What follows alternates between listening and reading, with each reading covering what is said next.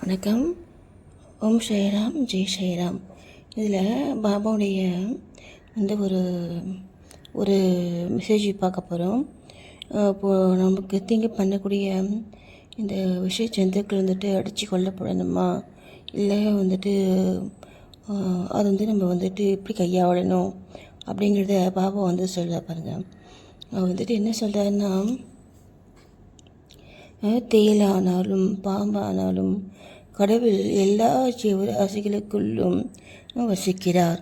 அவரே இவ்வுலகில் மிகப்பெரிய பொம்மலாட்டக்காரர். அனைத்து ஜீவராசிகளும், அதாவது பாம்பும் தேலும், அவரின் ஆணைக்கு கீழ்ப்படுகின்றன. அவர் நினைத்தால் ஒழிய யாரும் எதுவும் பிறருக்கு தீங்கு செய்து விட முடியாது. ஓகே, சரிங்களா? நம்ம இது நல்லா மனதில் பதிவு வச்சுக்கணும், சரிங்களா?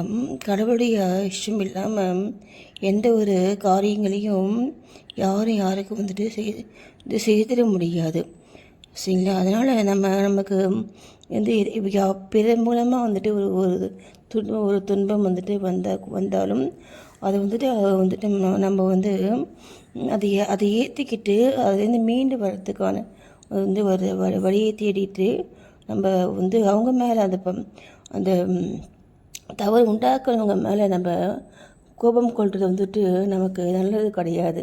ஏன்னா நம்மளுடைய நேரத்தையும் அந்த ஒரு இதையை நம்ம வீணாக்கிக்கிறோம். அதே மாதிரி நமக்கு உண்டான நோக்கத்துக்கான வழியை தேட நம்ம மறந்துடுறோம் இல்லைங்களா? அதனால் அந்த மாதிரி இல்லாமல் அதை நம்ம வாழ்க்கையில் எந்த மாதிரியான ஒரு சூழ்நிலை வந்தாலுமே அதை நம்ம ஏற்றுக்கணும்னா ஏதோ நமக்கு முன்வினை காரணமாகவோ இல்லை இந்த ஜென்ம வினையின் காரணமாகவோ நமக்கு இந்த கஷ்டம் படுறதுக்கான ஒரு கட்டளை இருக்குது.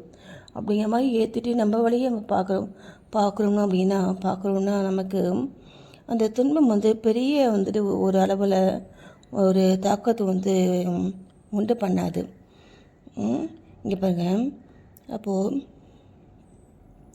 தேயிலானாலும் பாம்பானாலும் கடவுள் எல்லா ஜீவராசிகளுக்குள்ளும் வசிக்கிறார். அவரே இவ்வுலகில் மிகப்பெரிய பொம்மலாட்டக்காரர். அனைத்து ஜீவராசிகளும் அவரின் ஆணைக்கு கீழ்ப்படுகின்றன.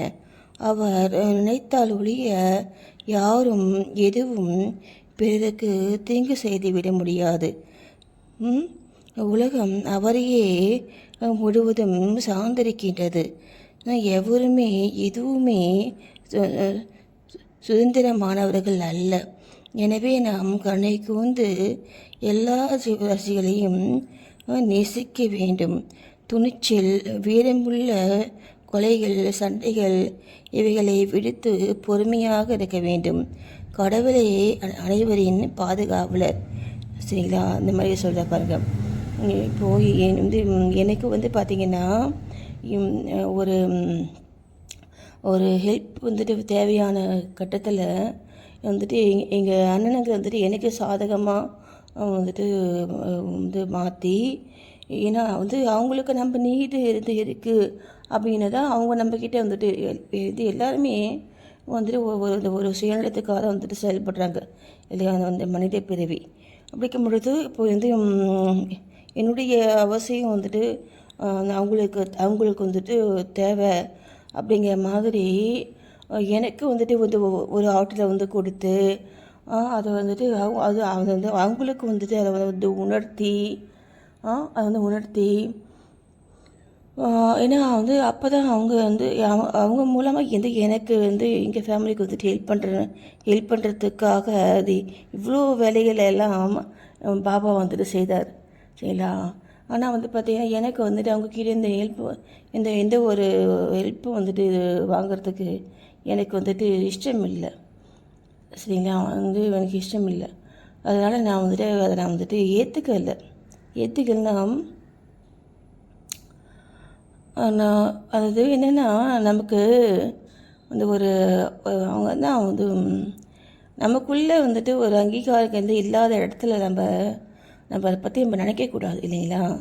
அதனால் எனக்கு அது இஷ்டம் இல்லை. அப்படிங்கிறனால நான் வந்துட்டு பாபா கூட சொன்னார், நீ நீ நீ வந்துட்டு அவங்க வந்து உனக்கு சாதகமாக நான் வந்துட்டு அவங்கள வந்துட்டு நான் வந்து வச்சுருக்கேன்.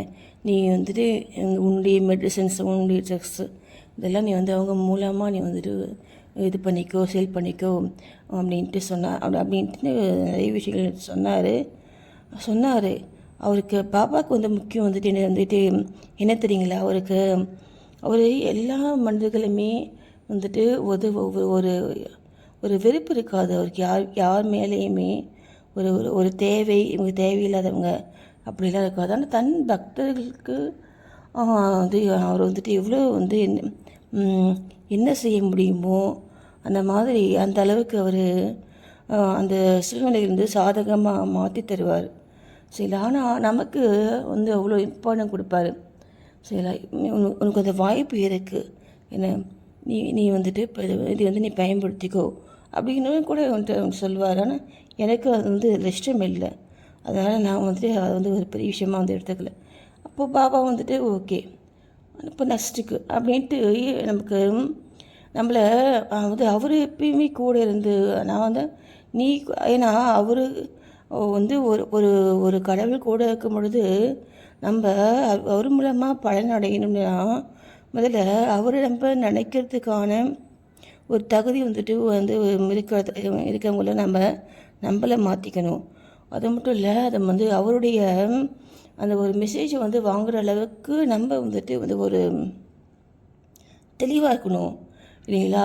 இப்போ இவர் வந்து இவ்வளோ விஷயங்கள் இருக்குது இல்லைங்களா. எல்லாராலையும் வந்துட்டு வந்து எல்லா நன்மையும் வந்து பெற முடியாது. அதுக்கு தகுந்த மாதிரி நம்மளுடைய வந்து ஒரு மனதையும் வந்து ஒரு இதையும் நம்ம வந்துட்டு அது ஒரு தயார் நிலையில் நம்ம வந்து நம்மளை வந்து எப்பயுமே வச்சுருக்கணும் சரிங்களா. அதான் வந்து பார்த்திங்கன்னா அந்த ஒரு நம்பிக்கை அப்படின்னு சொல்கிறது. என் கடவுள் என்ன எப்பயுமே கைவிடணும்னு யாரையும் நம்ப இல்லை. நம்மளைய கடவுளை நம்பி தான் நம்ம இருக்கோம். அது மாதிரி நம்மளுடைய கடவுள்கிட்ட நம்மளை கொடுத்துட்டு அந்த பரிபூர்ண அந்த ஒரு சரணாகதியோடு நம்ம செயல்படும் பொழுது எந்த காலத்துலேயுமே நம்மளோட இருந்து நமக்கு துணையாக இருந்து நமக்கு எல்லா தேவைகளையுமே வந்துட்டு பூர்த்தி செய்கிறதுக்கு நம்மளுடைய குரு வந்துட்டு காத்துட்ருக்கார் சரிங்களா. அவருக்கு எல்லாமே வந்துட்டு பாபா வந்துட்டு எல்லாமே இது வேணுமா தரேன், இந்த இது எடுத்துக்கோ, அது வேணுமா அந்த இது தரேன், இது எடுத்துக்கோ, என்னமோ என்ன எதுவோ என்ன உனக்கு தேவையான எல்லாம் எடுத்துக்கோ, ஹாப்பியாரு இதுதான் அவர் சொல்லிகிட்டே இருப்பார் சரிங்களா. அது மாதிரி நம்ம பாபா மாதிரி ஒரு கடவுள் வந்துட்டு நம்ம வந்து பார்க்கக்கூட முடியாது என்பது நான் வந்துட்டு கேள்விப்பட்டது கிடையாது. இவ்வளோ வந்துட்டு ஒரு ஒரு சப்போர்ட்டாக இருக்கக்கூடிய ஒரு குரு. ஓம் சாய்ராம், ஜெய் சாய்ராம், நன்றி.